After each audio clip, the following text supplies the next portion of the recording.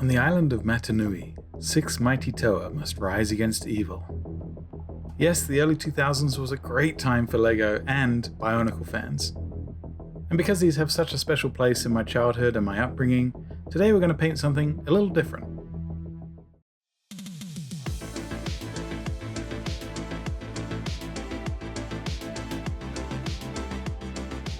So I've been digging through some old childhood toys and I discovered that I actually have 2 spare masks from my original collection. And after doing some nostalgic deep diving, I found that someone on Etsy actually sells some 3D prints of the original 6 Toa. So I'll leave a link in the description below of where I got these from, and I fired up the 3D printer, and here they are. And because I did clear resin on these, and one of the 6 originally had a clear mask, I'm actually going to cover this with some tack here, just to preserve it from the prime. And so I'm starting off by priming these models in a pure black. And then my usual thing of a pure white from above at a 45-degree angle. And this really helps bring out all those details that were in the 3D print.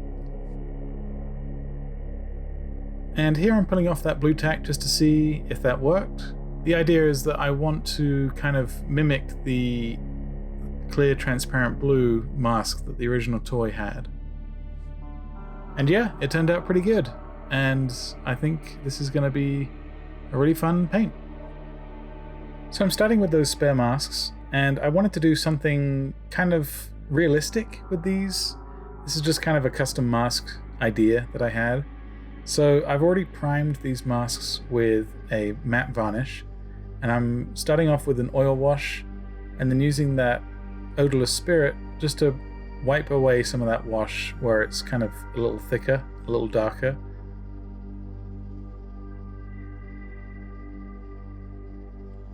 And sometimes if the wash was applied a little too heavy, you can use a damp brush just to soak up some of that excess. And then I'm going to increase the brightness of the original mask here. So I'm running this white back through the airbrush and just brightening up the top areas of the mask.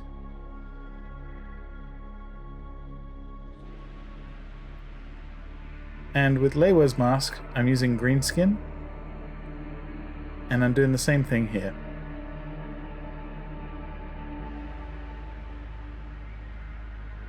And then I want to add just one more highlight to this mask, so I'm using a nice neon jungle green, and again just running that through the airbrush just to create a main highlight. And for some of the weathering, I'm going to be using a grim black speed paint. And I'm starting off with Kopaka's lenses on the mask here. So these are just a nice grim black, and then I'm just applying it more to the bottom edges of the lenses just to create that natural glossy finish. And then I'm using that same grim black and creating some chips and damage and scratches and things just randomly along the mask edges. The look I'm going for is kind of like a hyper-realistic Bionicle mask, which is kind of an interesting concept. So again, I'm just using the edge of that brush with a nice clean tip on it and just sporadically running the brush along some of these creases and parts of the mask.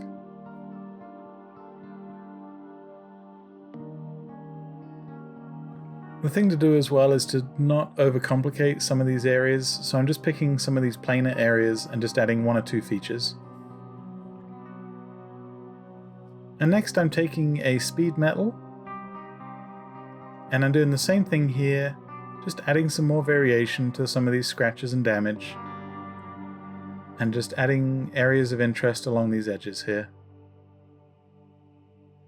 This is a super quick and easy way of getting some nice battle damage on some of these more planar areas.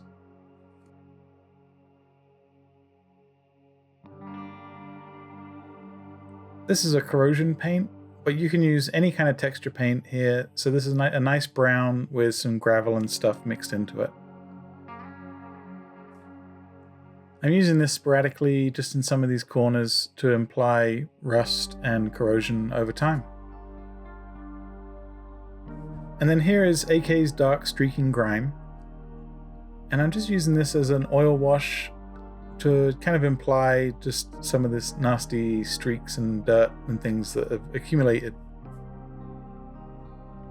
And I think it's definitely more effective around some of these sharper edges. So for example, under these lenses here.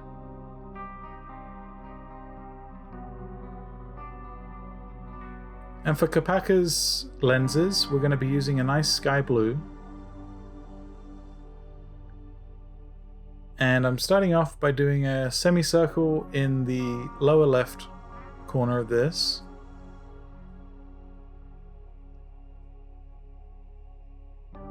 And then a brighter semicircle in the upper right corner.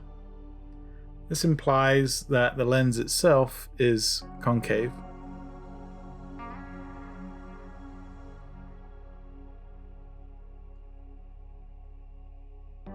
And then what I'm doing is I'm mixing in some white in some stages and building up some highlights, but only keeping them to the upper right corner.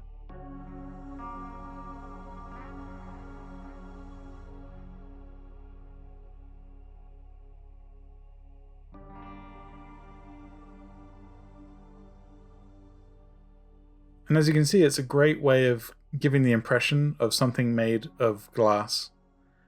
And then tidying up the edge of the lens with some of that white.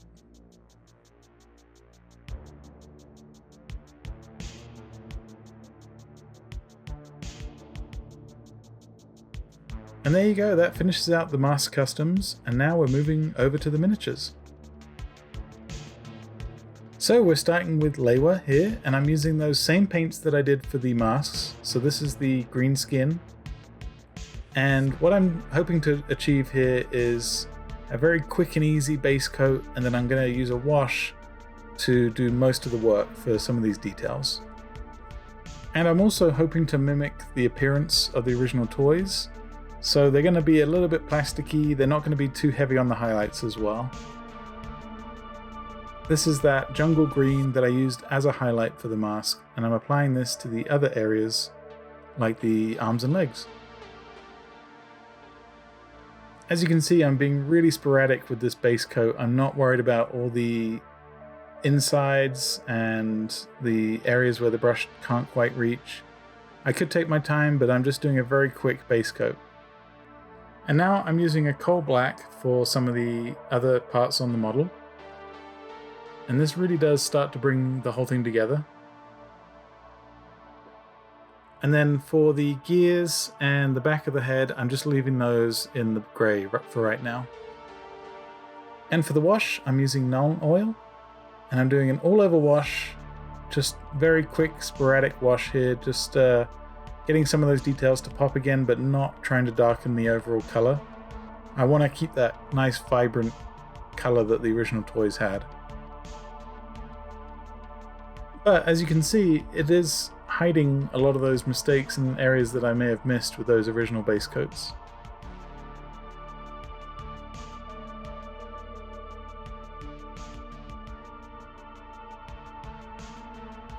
And then once that's dry, I'm going back in with those original base colors and just boosting some of that saturation back up again. So this is the original green skin, and I'm not looking to hit every area, just some of these sharper edges.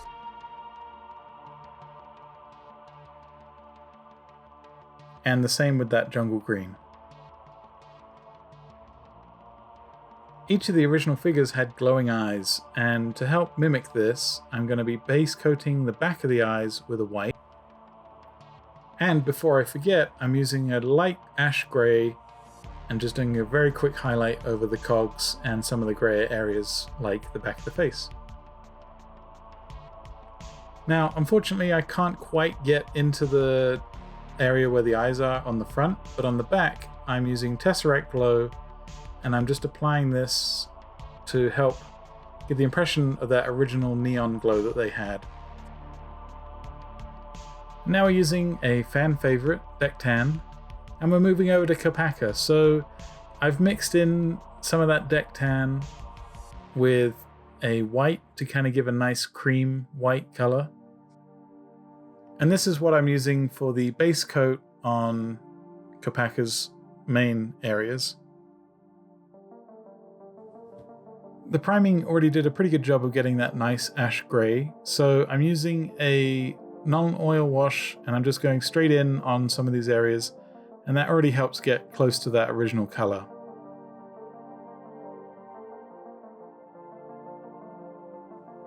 And then as before, I'm going back in with that base color white and just bringing up some of that color again.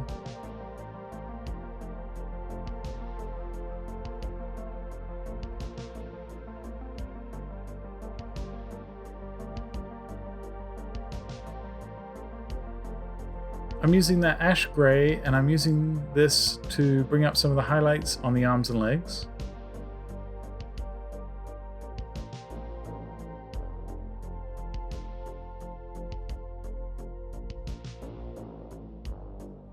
And then the same as before, I'm prepping the back of the eyes with a white undercoat.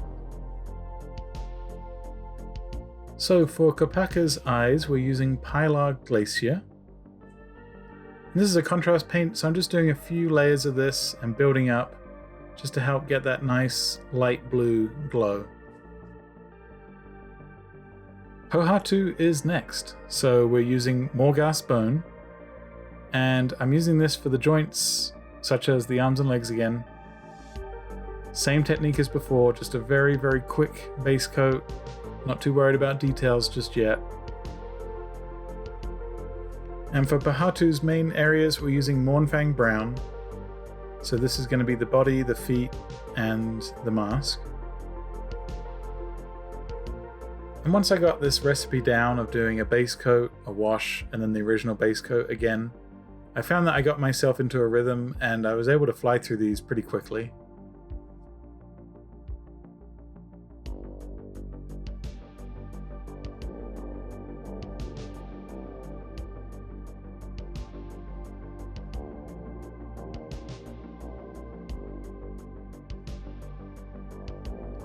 And then lastly, I'm going back in with that tan color and getting the things on his feet.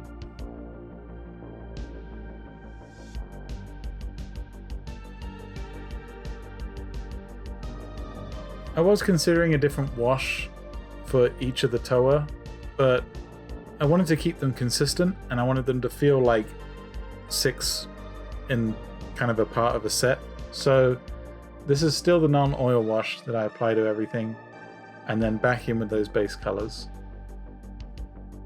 I will be doing something special for the bases. I'm going to do 6 unique locations for each of the bases. And for Pohatu's eyes, we're using orange fluorescent paint and just applying this in some thin layers and building up to I get to the tone that I want. Next is Onua. So we're using a field grey and a rainy grey, and I'm mixing that together with a little bit of black, and what I'm hoping to achieve is a kind of nice dark grey / dark green. And I'm using this for his joints. I didn't have the exact color, so this was just a mix here, and then black for his main areas. Overall, this model is quite dark anyway, so I just wanted to do something special for the arms and legs.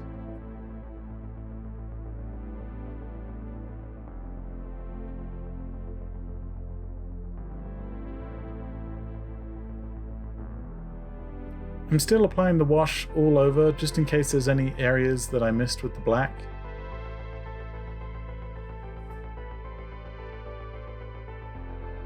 And then I'm using a just slightly lighter green-gray, so I added some white to that original mix, and I'm just highlighting the arms and legs.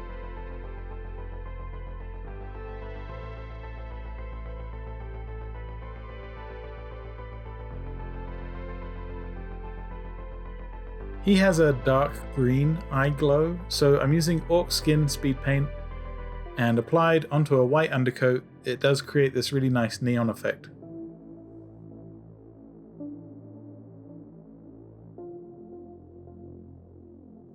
Okay, Gali is up next, and To begin with, we're using electric blue, and you can see that the prime did kind of get under the mask towards the mouth area, but I'm still overall happy with the fact that I was able to preserve some of it from hitting the mask.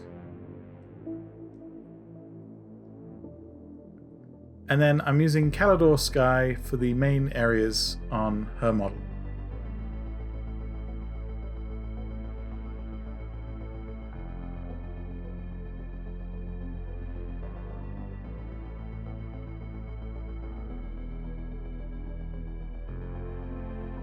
Lastly, I'm going in with a black and getting some of these joints.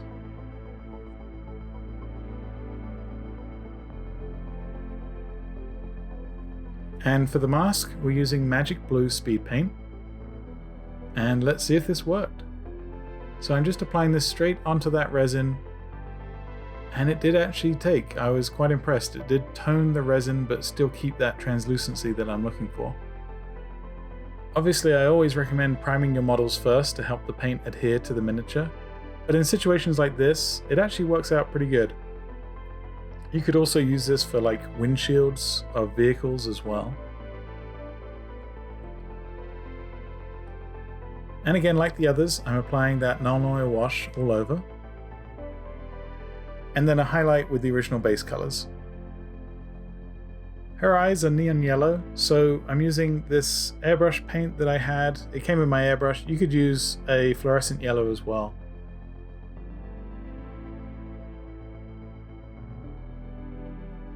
And to finish out these 6 Toa, we're going to be using Troll Slayer Orange on our boy Tahu. So this is just a straight orange here on his arms and legs.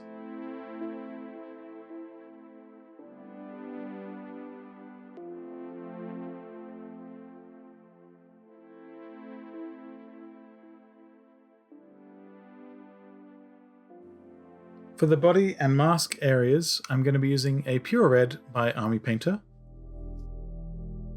And again, this is a perfect, vibrant red one-to-one match for the original toy here.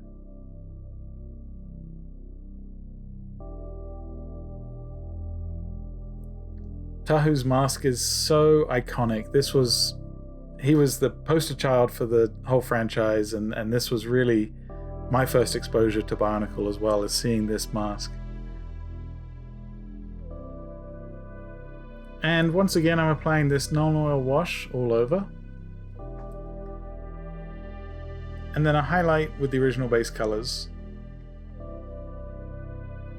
He has glowing red eyes, so I'm using a fluorescent red and just building it up in stages because it does come out kind of pink initially. And then just reintroducing some of that pure red back in. And with that, the painting is done for these guys, but now I want to do something special for their bases.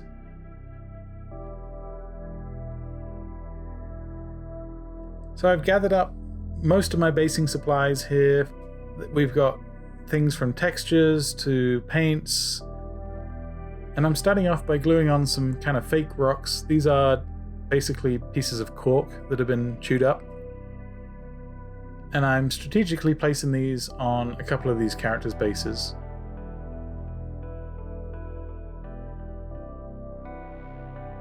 I'm painting Tahu's base a dark grey and just letting that dry for a minute. And for Kopaka, I'm using Snowtex. Now this is a white paint mixed with some kind of polystyrene things. You can use the same kind of Vallejo texture. I know that Games Workshop does a white snow texture as well, which is basically the same thing. It's really good at making really fluffy, light snow without having to put like granules on it. And for Pohatu, this is a crackle paint.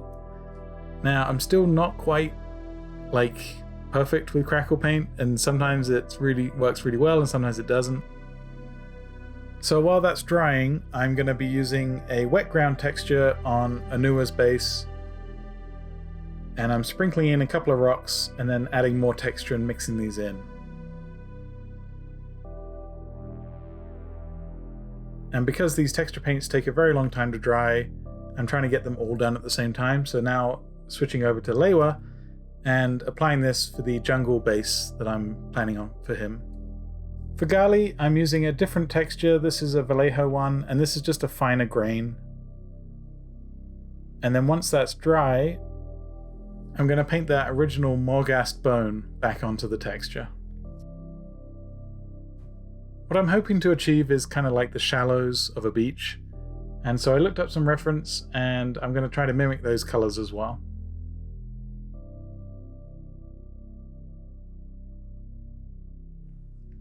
Well, I had this paint, and now that the crackle paint has dried, I'm just applying this back to Pohatu's base.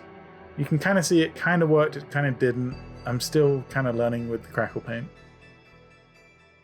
I'm using a dark wood speed paint, and I'm applying this to Onua's base. This helps darken the overall look and blend in some of those rocks that didn't quite get mixed in. I am kind of jumping all over the place. This is because drying times were different, and I just wanted to show you different techniques that you can apply to each of these bases. Onua is going to be the easiest, so to finish this one out, I'm just dry brushing with a medium grey.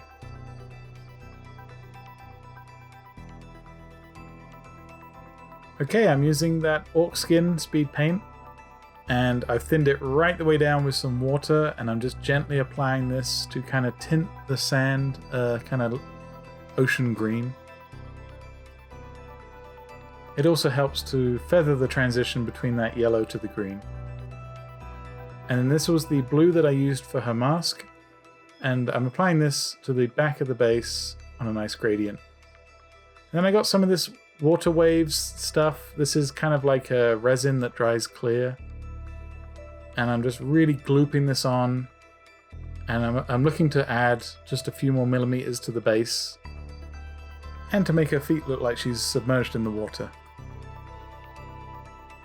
Switching over to Pohatu, I'm using hardened leather,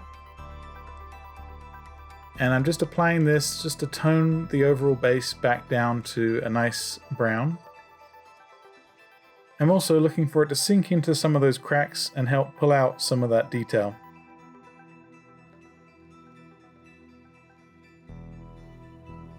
And then with some Elmer's glue, I'm just sprinkling on a couple of rocks here.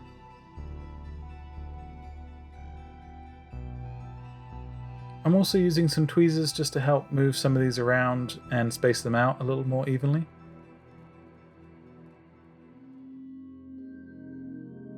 And then lastly, I'm dry brushing back with that original Morghast bone.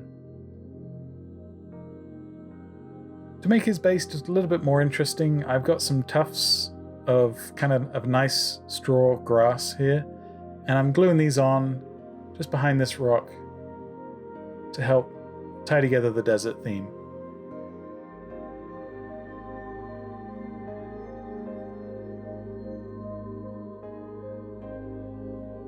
For Lewa, I've got some twigs and I'm gluing those onto the base.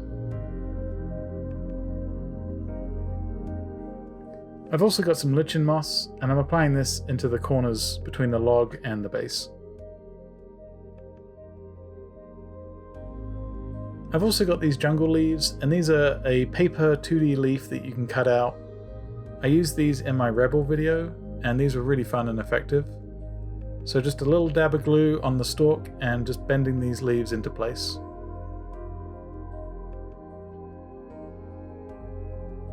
And that is Lewa's base done. For Tahu, I'm going to be dry brushing his base with a light grey to begin with. And I'm tackling his base very similar to the way I did the Stormtroopers for Star Wars Legion.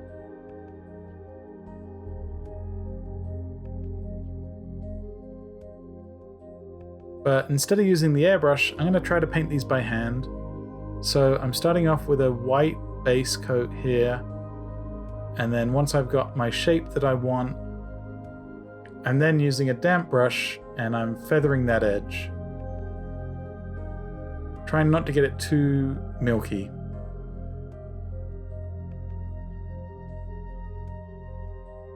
I'm using some of that translucent red that I used for his eyes, and I'm applying this onto that white undercoat.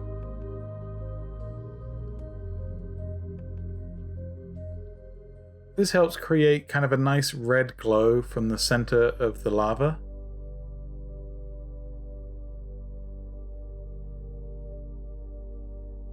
And then I'm using a Uriel yellow. And I'm doing the same thing that I did with the white, but on a smaller area.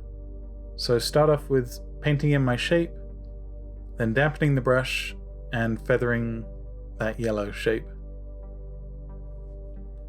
You can see it does spill over, so I'm just soaking this up with a fairly dry brush, and then going in and repainting that shape again. I could have done this with an airbrush, but I didn't want to overspill onto the model, and there wasn't a lot of surface area. I'm still building up that glow, so now we're using a moon dust, and the same thing, I'm just doing a smaller area now on that yellow, and then feathering that edge. You can also see that I'm not letting the previous coat dry fully, and that helps to blend in and make more of a gradient as well.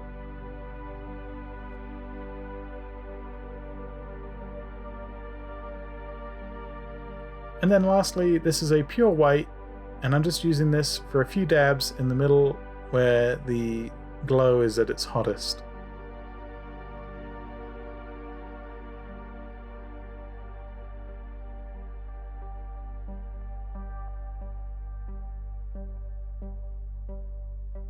And there you have it, 6 tiny Toa, and I even had time to do a small Matoran villager as well. These were super fun. I love Bionicle. I had a great time rekindling some childhood memories, digging out all the old toys again. Highly recommend just trying different bases as well. That was super fun. These masks came out awesome. I'm super happy with this dark and gritty look for Bionicle. I may end up doing the whole Toa if I can get a duplicate of these. That'd be really cool. What do you guys think? Let me know down in the comments. Did you guys have Bionicle from the early 2000s? Let me know as well. I would love to hear some old stories. Also, a quick shout out to Creative Mechanics for making those awesome 3D models. I will link those in the description below. This was a super fun episode, and I also wanted to say this is me getting to 500 subscribers now, so thank you so much. This is a dream come true. I absolutely love making this content. If you are new to the channel, please consider subscribing.